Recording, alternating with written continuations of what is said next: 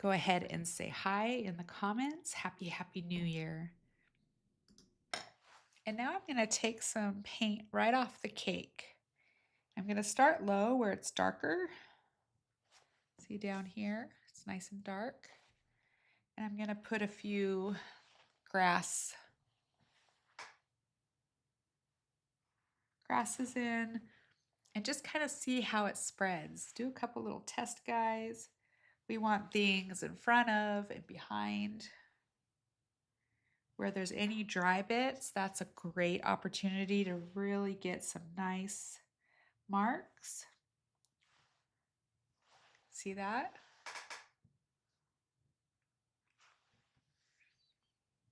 You can boycott anything that you don't like, for instance. As it gets closer, it would be getting thicker.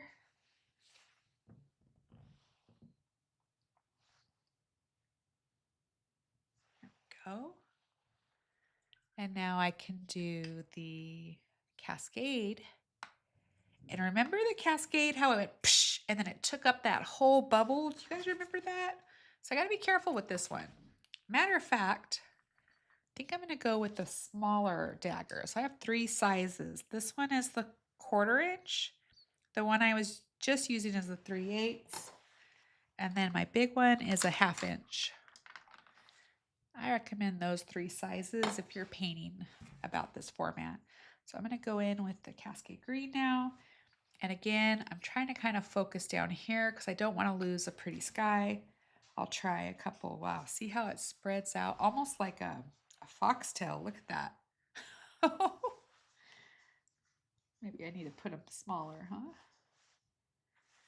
This is my underpainting. So I'm going to be able to do this first layer, let it dry, and then come back and build up on things. So maybe I could lock in the corners here. Do a couple big brush strokes. There we go. Just close those corners. Good. Paint some of these high grasses right now. Dry those and then do the negative behind. I think I'll do that. So I'm going to take probably my medium size, and I think I'm going to go with the Cascade Green, and I'll try a grass. Now, if you're nervous, do a couple test grasses before oops. So I need, if I go this way, I get more of a point. If I go this way, I don't. So I just figured out something just by taking that time. I need to go up and away to get the point, right? I also need to be careful that you don't come out of the puddle like that because you'll drop paint. So you dip it in your paint and you just do one of these and that'll keep that from happening. Or if you're in your well, a little brush on the side can keep that from happening. So I need to go, and I can go big and some grasses. Now I have a rough brush, but that's okay. So let's get a couple more. Maybe I'll do a couple of undersea green grasses.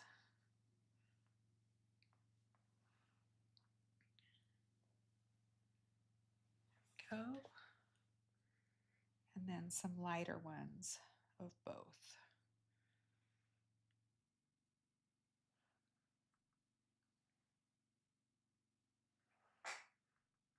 And different heights and different sizes, widths, that kind of thing. And you can even do a couple where it comes up and then comes down. Those are kind of fun.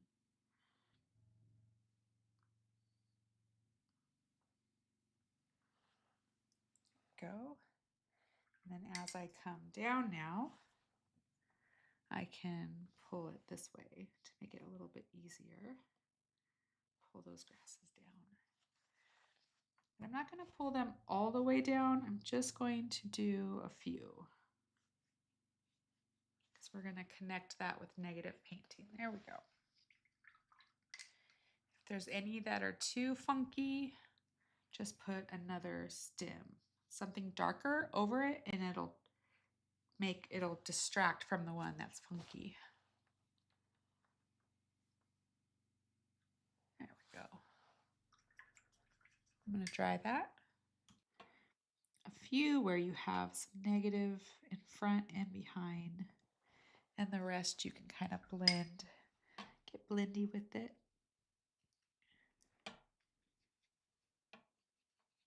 Go. Or you can get a section a little bit wet and do a couple of these as well, and then you can start to get that illusion. So kind of cutting it in and then getting looser with it as you move away. So there we go.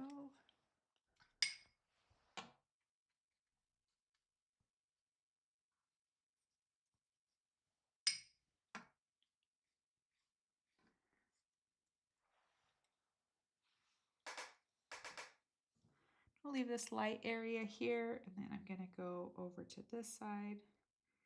And I'm thinking that it works a little bit better if I just do a bit and then quickly blend.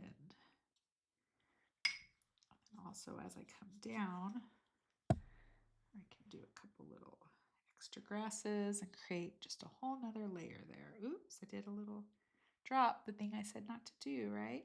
And now I can get nice and dark.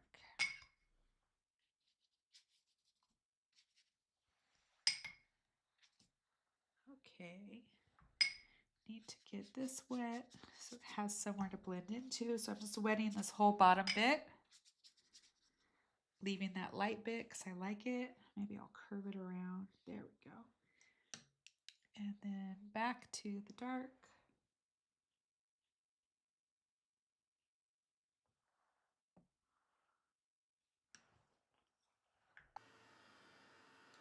Actually, while this dries, I'm going to do something fun.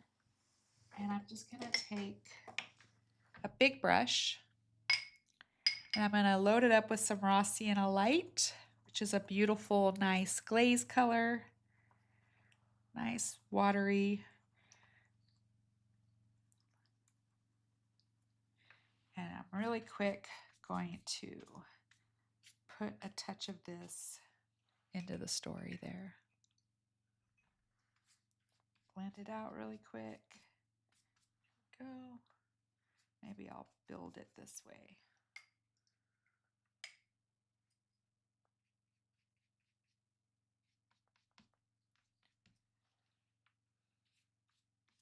There we go. Green grasses with a yellow glow. Yeah, I mean, I think the color world is pretty dead on.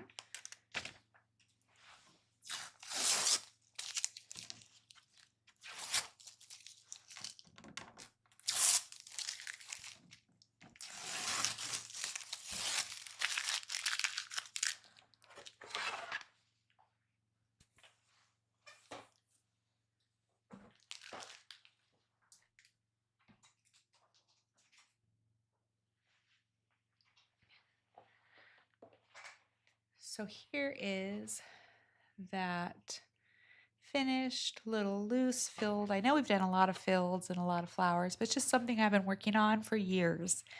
I've always wanted to be able to paint the fields and grasses that surround my world where I live now. They backfill into all my childhood memories when we used to play out in the hills, but be home before the lights turn on. We drank out of garden hoses. If we fell down and we're bleeding, we put some mud on it, right? And we didn't come home. We just wanted to play all day. And so we built forts and we played hide and seek. When I look back, I see all the grasses of the field, and I really love to paint them because it evokes those happy memories for me. And also, if you have any questions that you think of after this, or if you have colors you'd like to study, leave those in the comments as well. It'll come out beautiful. So here is this today's study. And yeah, just a fun little field of grass. So I had fun exploring greens with you guys. So yeah, thank you so much for remaining members over the holiday season. You guys didn't have to do that. Super excited that our community continues to grow. We had a few people drop off and then a few people join, and so it just kind of stays that way. So really happy to have all of you. Grateful, thankful to have an online community to paint with. Can't wait to see your versions. Don't be afraid to mix up your own greens or your own favorite colors or your own, put your own style into this. I'd love to see it. So thanks guys. Happy painting. And we'll see you next